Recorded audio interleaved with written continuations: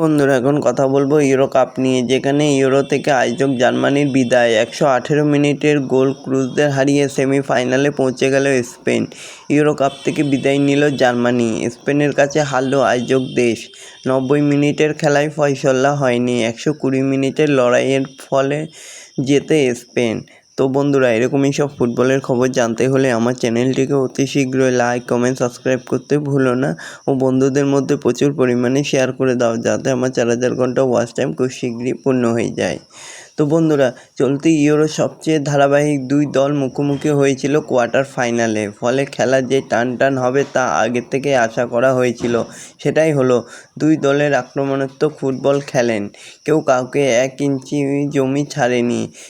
খেলা নির্ধারিত সময়ে শেষ হওয়ার আগেও সমতা ফেরান স্পেনের মেরিনা। খেলা গড়ায় অতিরিক্ত সময়ে 118 মিনিটের মাথায় গোল করেন স্পেনের মেরিনো। তা আর ফিরতে পারেনি জার্মানি, সেই গোল শোধ করতে পারেনি। ঘরের মাঠে হেরে মাঠ ছাড়তে হলো তাদের। জার্মানি প্রথম এমন এক আয়োজক দেশ যারা ইউরোর কোয়ার্টার ফাইনালে হেরে বিদায় নিল।